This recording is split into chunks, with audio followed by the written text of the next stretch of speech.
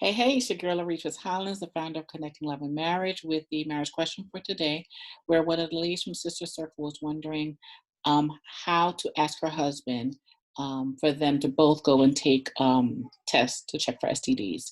Basically, he had an affair, and she's wanting to know how to ask him, if she should ask him, how does she get him to do it? First thing I want to do is one, empower and remind you that you have a voice. You're no longer the victim. Stop playing the victim. You're not the victim.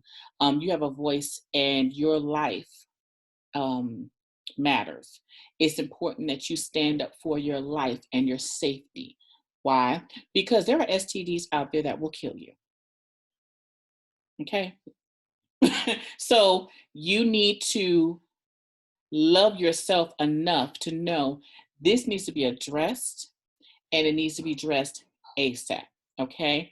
Um, if your husband had an affair and you choose to stay with him, and you believe that God is doing a work in him, and you're going through all the counseling and all the things that you need to do to restore your marriage, then one of the first conversations that need to be had is we need to be tested, because we need to make sure that we're going to be okay when it pertains to your health. Okay. And you don't have to wait. If he doesn't agree, that's a whole nother conversation. If he says, no, I'm not going, that's a whole nother conversation that you need to stop and get with yourself about, because what that's now saying is he's not concerned about, he's in denial about the situation, to the point where he's not willing to protect your health.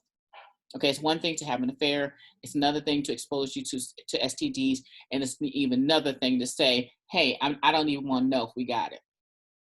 Okay, so that's speaking volumes there. Like he giving you a whole lot of information, but you do not have to wait for him to say, "Okay, let's go get tested."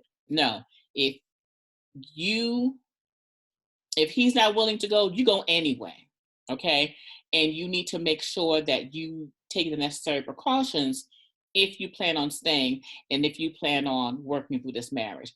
But what I want you to consider is that some healthy boundaries need to really be established if he says, no, I don't want to go. Okay. So take your power back. Your health is on the line here. You go and get tested for an STD, and make sure that nothing has been transmitted.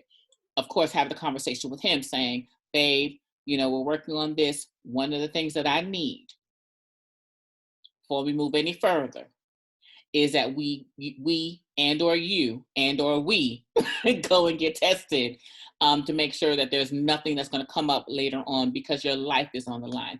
Don't play with your life.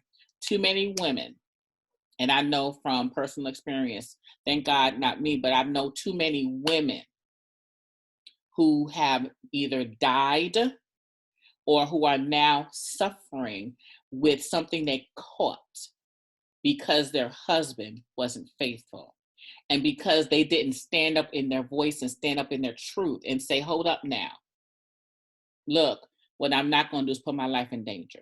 Okay. It's one thing for him to put his soul in danger because he's having an affair, but now to come home and bring that to you. So I'm not saying that it can't work. I'm not saying that, he has an affair and now you got to break up. I'm not saying that. What I am saying is, if you're going to make it work, that I believe 100% in God's redemptive power. God can do anything when two people are willing to do the work and to allow the Lord to heal those broken areas the way they need to be healed. Yes, marriages can be restored even after an affair. But in the midst of all that, some stuff in the natural needs to be taken care of. So do not forfeit your power in making sure that you are safe and your health is taken care of. And like I said, if he does not want to go, you go get tested anyway. And then some boundaries need to be established in your marriage. Okay. Some conversations need to be had. You need to speak to a counselor. You have to bring a third party in to have a discussion about what needs to happen, because that's part of them healthy boundaries that need to be established when you are restoring your marriage. Okay. So I hope this helps. Okay, click the link in my click. Can't talk right now. Click the link in my bio. I got some amazing stuff up there. Our wives Bible study is coming up really soon, so you want to get involved in that.